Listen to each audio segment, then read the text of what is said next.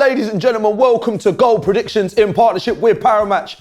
This is it. This is the final edition. What's going on, my people? We're going through it, and we'll be talking about a historic final right here in Qatar. We've been feeling it, experiencing it, and to go through this wonderful matchup, I've got my co-host, the wonderful She Knows Ball, Jessica Black, and alongside her, a man that's very happy with himself because he's from France, the international man of mystery from round the way. It's DSK. How's it going, my people? I'm feeling absolutely buzzing. I'm on cloud nine. That's what they say, yeah? Yeah, they say cloud nine. That's what they say. What's going on? I just discovered it. I'm good. I'm ready to go. Let's do this. Yeah. Well, David's just arrived at cloud nine, but I got to tell you, Predictions is presented by Paramatch. This FIFA World Cup, play like a champion with Paramatch, the #1 global gaming platform. Go to the Paramatch website, sign up with the link in the description, and get a guaranteed 150% welcome bonus. My people, get involved. God, this guy's team's in the final. He's so excited. Like this energy. I mean, his energy is always like up here, but it's like definitely like times 10 now. For sure. Yeah, I guess I would feel the same way if my team was in the final. Yeah, I think so. Yeah. Yeah, but this is kind of like one of the better matchups that we could have thought of. This is. I'm glad we're here. Yeah, I'm glad we're here. too. There's a lot to unpack here. Above all else, this is Argentina versus France, a matchup that has recent history. Yep. As recent as 2018 when France ended up beating Argentina 4-3. This is a matchup that features two headliners in Messi and Mbappe, whose names both start with M. I mean, this is the greatest player of all time versus the best player in the world right now. Like that's basically how I look at it. And both players have stepped up for their sides in difficult moments and really shown on the biggest stage. The teams around them have superstars as well. Like, let's not act like Messi is just dragging a bunch of bums. Like, he's not. Like, some of the players that he has with him are playing at the top of their game. Enzo Fernandez is one person that's really stood out. Julian Alvarez as well. These are young players, too. Wow. And then on France's side, you have players that are older, but like we said before, reinventing themselves. Griezmann, Giroud, it's just going to be star-studded, and I don't know which way it'll go. Like, I have to think about my prediction, but yeah, I mean, I've been super impressed by both teams. The one thing I'll say about France that's been super impressive as well is that I don't think they've gotten out of first gear. Yes. They don't have Benzema, they don't have Pogba, they don't have Kanté, but it feels like nothing has changed, and they just look like they've been there and done that. I think the players know what they're doing, but they need to communicate that to us because we're stressing all the time. Like, we're like, come on, guys, score the second. Why are you doing that? Da, da, da, da. So we're stressing. The fact that they didn't put like the second gear yet, we're like, okay. We trust you, but please be careful all the time. That's how we are. I was saying to David, like, France are kind of happy getting cut open in the middle. Yeah. Like, having, like, Morocco were just going at them for a lot of the game. But Morocco aren't that clinical. You got kind of lucky these times. You're facing these teams that aren't that clinical, by the way, my boy. I know. This is all I'm saying. Clutch Lloris as well. Lloris is very clutch as well. But doesn't that worry you just a little bit in the back of your mind that some of these teams have not been clinical and you're going up against Messi? I'm super worried. If Messi wins this World Cup, it's the greatest moment in football history. Oh. Wow. That's a big statement. We're going down that route then. It is. So Argentina win the hypothetical. Messi wins his first World Cup. He has an incredible tournament. He's the centerpiece of his team at 35. He's untouchable, unplayable at 35. This would be unbelievable. Yeah, you guys, we're on the cusp of something really big, and I don't think people are even clocking it. You'd be very hard-pressed to find another moment in football history bigger than Messi winning the World Cup. That's mad. In his last World Cup after winning the Copa America, we've spoken to Argentinian fans, like they said that the only thing that's holding Messi back from being bigger and better and have a bigger legacy than Maradona is this. So if he gets it, it's the biggest moment, and we'll see it. We will see it if it happens. You know, I'm sure you don't want it to happen. I mean, of course I don't want it to happen. Don't you want to see the biggest moment in football history? I can't.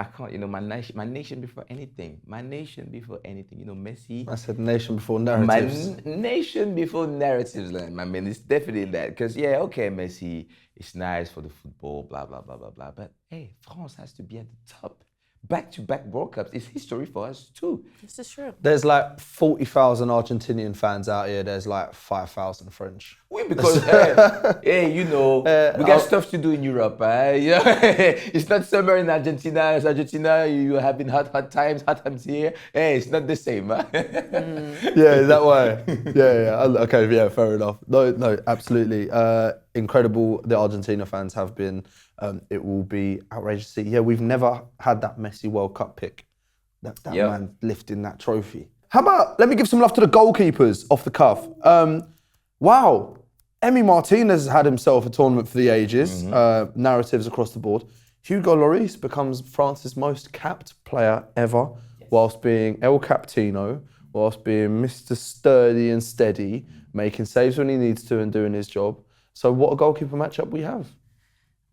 Yeah, I mean, both play. I mean, if you just start off with Martinez, Wow, I said it on the last one.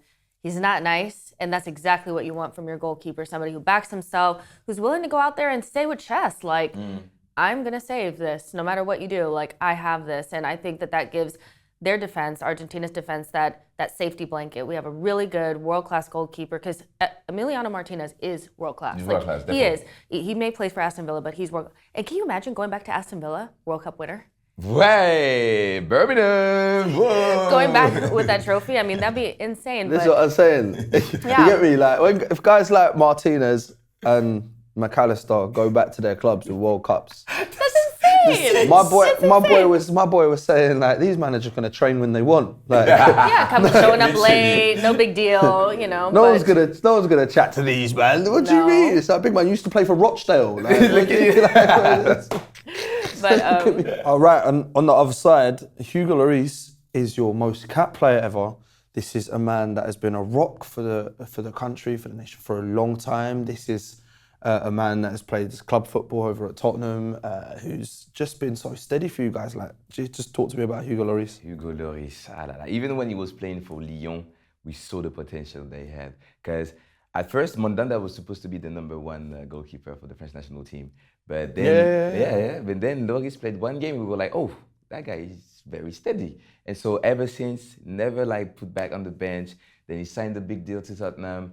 He was put on the bench for Tottenham as well, not for long. And then, boof, now he's become like the captain of the French national team. All right then, last one before we get into the predictions. One weakness for France to exploit in Argentina. maybe the fullbacks. You know, I think that they played really well, but I just wonder against the speed of Mbappe and Dembele, Cunha, Molina, how do they make sure that they don't get exposed? You know, I don't know if Argentina will change their shape maybe to a back three and be a little bit more conservative so they don't get done on the counter, because France know how to find the gaps. And once you have Mbappe running at you and nicking the ball by you and running into space, it's pretty much done. And Dembele can do the same thing to a certain extent. So I would say maybe the space behind the fullbacks, but then again, Argentina is a pretty good defensive team, so maybe they'll be able to withstand. But that would be the one weakness I can really see.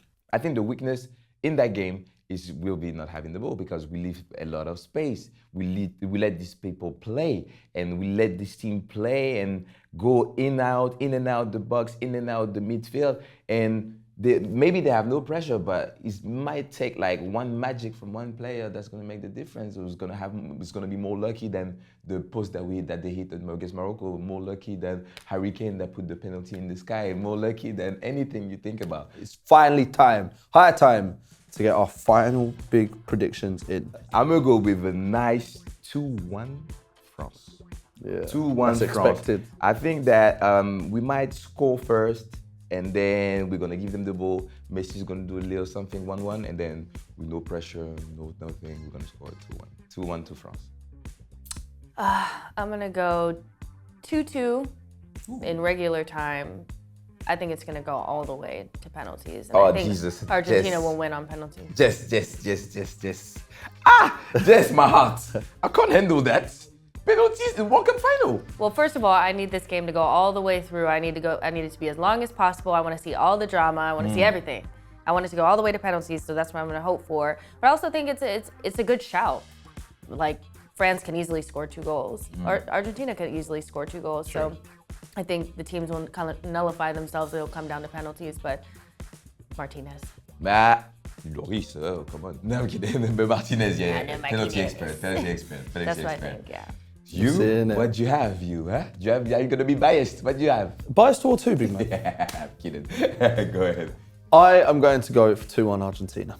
So you all both against me, yeah? Okay. Yes, of course. Yeah, for You a did not change. think I was gonna say France, did you? I'm not. I'm in a minute. I'm not saying France. You've got no chance of me saying France. Hey, listen now. Hey, the prediction show shall continue. We're going to take a look at the third and fourth place playoff game. Before we do that, we're going to take a look at a conversation that we had with a man that is on top of the headlines when the World Cup isn't on, and how his trajectory would have been different, perhaps if he'd played for a different nation. My people, it's Erling Haaland. You could have represented England. Was it an option? Was it a decision, or was it easy to? I lived here for 3.5, 4 years, and I lived in Norway for such a long time, so then it was natural for me to choose Norway, You never know how it would be if maybe my father played longer in England or whatever. Maybe I would be English, I don't know, but yeah, I'm Norwegian and I'm proud of it. Always big moments, to play for your country. Go out on the pitch with a jersey on. It was my last game in World Cup under 20. It was a good game. I scored a hat-trick of hat-tricks, 9 goals, so was a good game. Should do that more often. Hey, yeah, that makes sense, right? Man lived in Norway. You get me? He's born in England, but not gonna play for England. Not gonna play for England. No way! Of course you are. Oh my days! Come on, man. We're talking about something different here, man. We're talking true. about It's kind of an Erling. alien, eh? We're talking about Erling Braut Haaland, bro. Yes, you agree in it. Definitely. I mean, I think Holland is probably the more exciting, better player, but I just can't see a world where Harry Kane sits on the England bench ever. Definitely does. I don't see the world. They love him too much. He's the guy. He's their number one dude. He is though, isn't he? He Wow, is. that is a question, That's a big question. Yeah. Does Haaland or Harry Kane start if Haaland is English? That is a question that, probably don't need to answer because it's just not happening, is it? The geezer from Norway. He's just from Norway. He's from very Norway. Norwegian. Exactly. Kin, who asked him that question? All right, then let's have a look at the third and fourth place playoff. Croatia managed to get past Japan on penalties. All right, they done that. They've been there, done that. They managed to go through and just absolutely dog their way through a Brazil game and take out the Samba Kings, get themselves to the semi-final. And Morocco, who put together tactical masterclasses against Spain and Portugal. Blood, sweat and tears against Portugal. Wow, what matchup this is going to be. I need Morocco to win this. I would love for them to win this. Even though it doesn't mean much, it still means something. It means something. Coming I third. think it means more to Morocco Than and it would Morocco for fans Croatia. than for Croatia. Croatia, they really wanted their revenge from the last World Cup, so they're like, third place, we're not going to fight for that. But Morocco, wow, in semis, they can have a third place. Why not, man? Africa third place. I take it. Honestly, it's going to be a very, very interesting matchup as well. Yeah, they want that. Croatia, quick time. What happened to them against Argentina? And this is Modric's last World Cup game. The referee was for Argentina. No, I'm kidding. No, what happened? Literally, I don't know. They just crumbled Outclassed. too early. They're outclassed. Yeah, They crumbled opened. They were early. too open. They're too open. They were too open. Too open. Yeah. And There they were can't times score goals. Yeah. That's the thing. they can't Most score important. goals.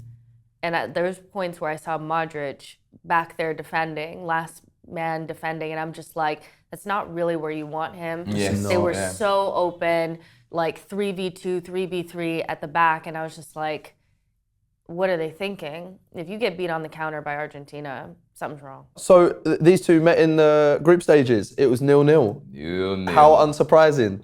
Two dog teams that can't score goals in Morocco and Croatia. All right, so yeah, this is what we're getting. I just hope they go all out. I don't know what them going all out looks like. I don't know what Croatia going all out looks like.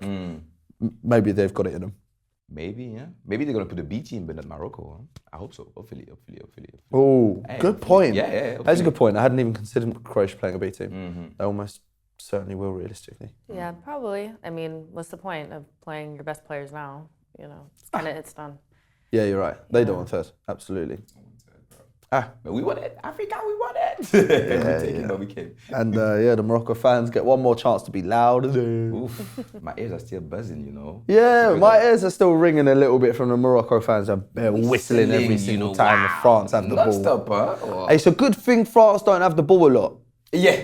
That Because was better for my eardrums. we would have been deaf. Literally, I'm telling you, bro. It's Very good. Prediction, Croatia, Morocco, two dark teams going at it for the bronze medal.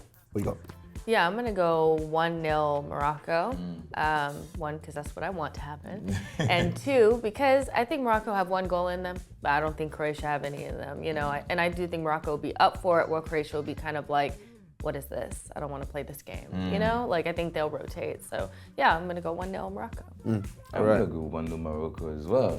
Ziyech goal, maybe. Yeah, I really want Ziyech to score again. Man. Yeah. So much. Like, I think that the no-no in the group stage, that no-no in the group stage, Morocco had a bit more chances to score 1 or 2. So maybe this time, with like the difference of mentality with Croatia, they will make that difference with 1-0 Morocco. We'll see Morocco fighting for it. Yeah, I'm going to go 3-2 to Morocco. 3-2? Yeah, 3-2 Morocco. Everyone just open the floodgates, get it going. Don't know what that looks like, Croatia opening the floodgates, but we're going to need to see it. My people there then, that is that. Goal predictions right here from Doha in Qatar. We've been taking in the football. It is an incredible tournament. We've gone through the highs and the lows. David mainly highs because he supports France. That's absolutely fine. But I want to say a massive thank you to you both for joining me. Of course, my wonderful co-host, She Knows Ball, Jessica Black, thank you very much for joining me. Thanks for having me. And the international man of mystery from round the way, who will be watching his team play. I certainly will. Don't forget to check out all the Paramatch odds using the link below and wake up the game and score your winning goal in every FIFA World Cup match with Paramatch. My people, my name's Jans, the host with the most. It's been an absolute pleasure talking ball with the people there.